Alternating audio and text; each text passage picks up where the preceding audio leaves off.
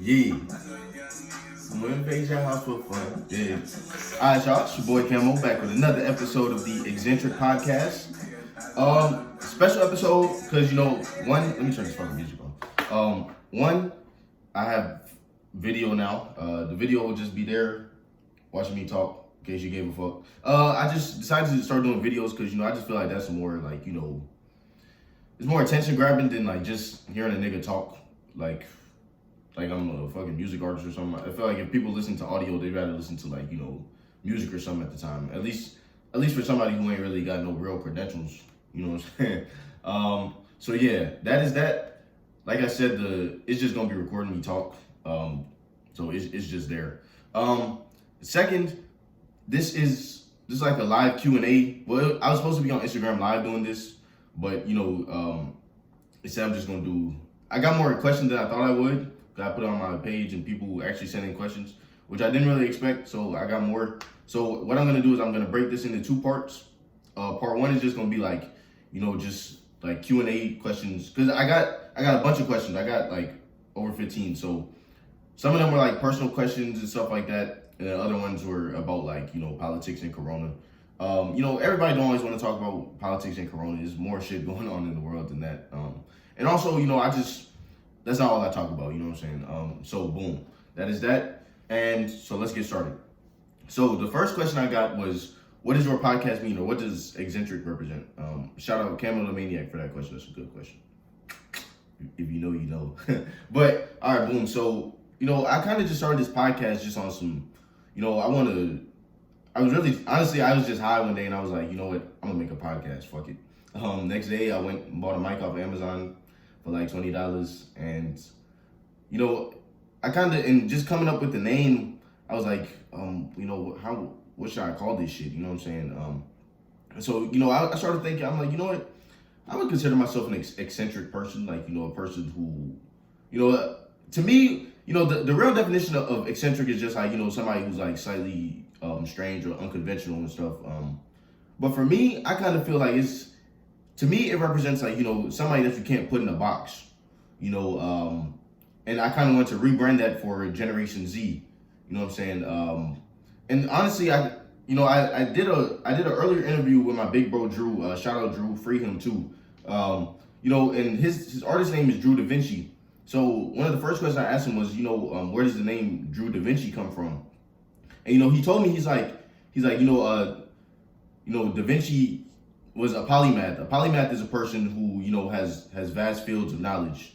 They have knowledge in a lot of fields. And, and I feel like that kind of correlates with like somebody that you can't put in a box, you know what I'm saying? Because they know so much. And that's kind of why I have the logo. If anybody sees what the logo is, it's EXZ, and then the Z is actually in the shape of a brain. Shout out to Michaela Riley for the logo too. And so, I kind of want this to kind of represent like, maybe like a black intellectual movement, honestly, just something along those lines, ExZentric for Generation Z. It's okay to be different, you know what I'm saying? Or it's okay to stand out, and you'll never go wrong for having knowledge in whatever field that is. And so, boom. The ExZentric is supposed to represent a black intellectual movement. I'm starting it off, and we're going to see where it goes. The ExZentric movement is on the come up. I'm telling you, stay down for the come up. You dig? All right, so, boom. Second question. What are your plans for after graduation? So this is both a good question and a very scary question, because sometimes I feel like I know, and then sometimes I'm like, I wake up and like, what the fuck? I have no idea. So I'm gonna start with like my immediate plans. So my plan is to graduate in spring it was to graduate spring 2020. Corona done fucked everything up in terms of the virus and everything. But I am gonna go to grad school next year as long as everything goes right. And for those who follow me on Instagram, I recently made a post saying I got accepted to this grad program that's in Malta. So Malta is a small country in Europe. It's in the Mediterranean, around like Italy and stuff. And basically, I would be able to get 2 master's degrees in 1 year over there in Malta. And I would get 2 masters in conflict analysis and resolution, which is like peace studies basically, and Mediterranean security. So this kind of continues into what I want to do in my life. So my minor is conflict analysis and resolution. And I've done a lot of programs. Well, like technically my major is government and international politics, but my minor is conflict analysis resolution. Boom. Basically, it's basically peace studies. And I knew that I kind of wanted to do something related to like peace studies and stuff because I don't necessarily want to be a politician. Whatever happens, happens. But I do want to be a diplomat. Being a diplomat is like one of my dream goals. If I'm able to be a diplomat, I made it in life. That's how I view it at least. So that's why I want to get 2 masters in those careers. In those 2 fields because that'll be very useful for what I want to do, which is being a diplomat. And yeah, and also just like some like future bucket list stuff. I do want to learn 5 languages before I die. Right now I know English, I know some Arabic, and I know some German. Some German. Don't ask me really to say shit in German. V-gate. That's all I can say. But and also at the end of and I also want to give a TED talk before I die. Don't let me forget. And also I want to be a professor at some point in my life.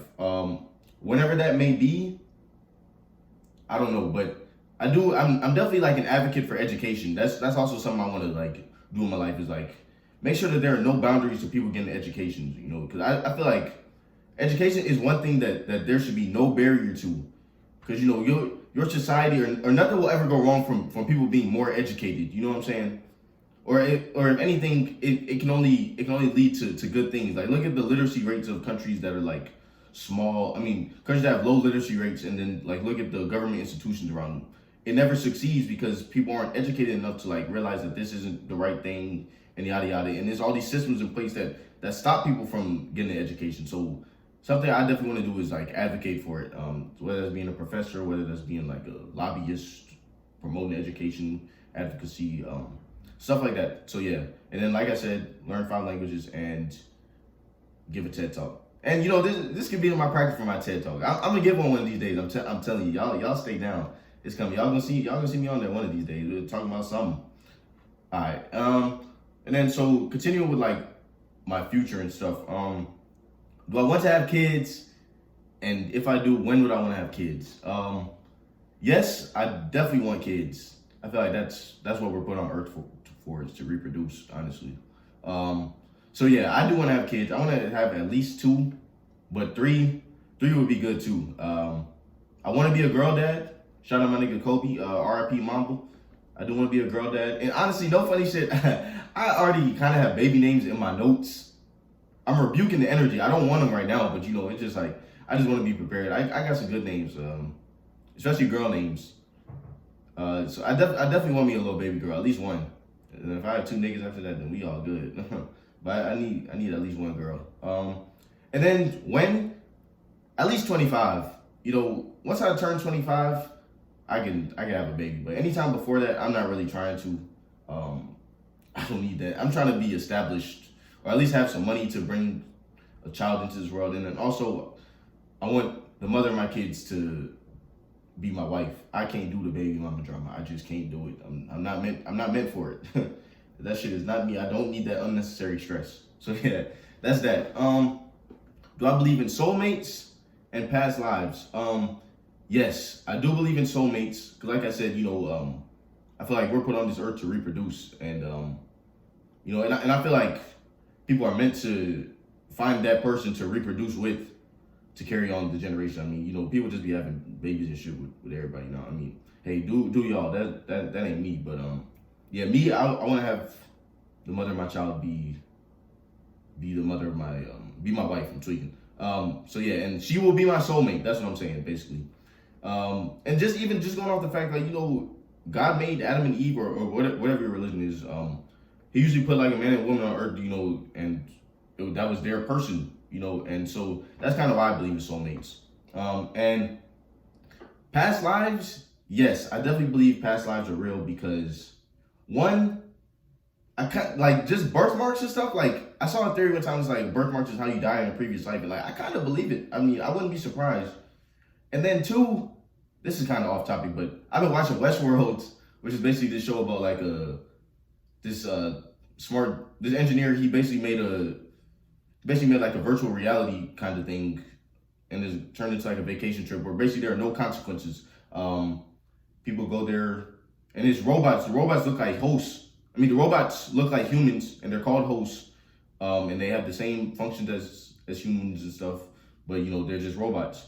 And the premise of the story is basically just like the robots start to gain consciousness. They start to remember some of the things that the humans did to them. Because mind you, the humans were like killing the robots, raping them, doing all types of fucked up shit to them. And then so the robots start to remember. They gain consciousness, and then they basically lead a revolution against the humans. Westworld, 10 out of 10. It's kind of confusing. Well, not kind of confusing. It's definitely confusing, but it's worth the watch. It's good ass visuals, good acting, and like the storyline is dope. So Westworld, that is my recommendation. But yes, I definitely think past lives are real. And it's kind of crazy that we can't remember them. I feel like you don't ever get to remember them until you die again. Or if you probably won't remember this life after you die. So I don't know. But I do believe in past lives, yes. Okay.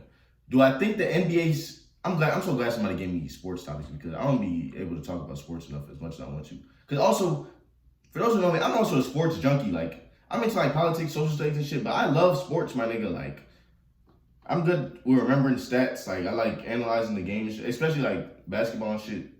But yes, do I think the NBA season will be better because of the break? And how do I think the NBA should finish out the season? Yes, I think the season will be better because of the break. Because mind you, this is two questions. I put them into one.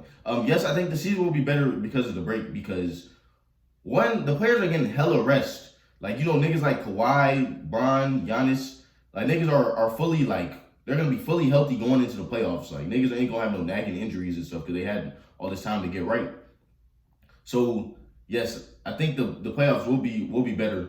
But the thing is, and how do I think the season they should finish out the season? I think that they have to play some type of games before you get into the playoffs. There's no way you can just throw these dudes into the playoffs and expect good things to happen. Because one, they're going to be rusty. And two, niggas going to be out of shape. And you can't just throw them into playoff intensity where every game matters and stuff. Like, I don't think you can do that. But I think this will be a very good playoffs.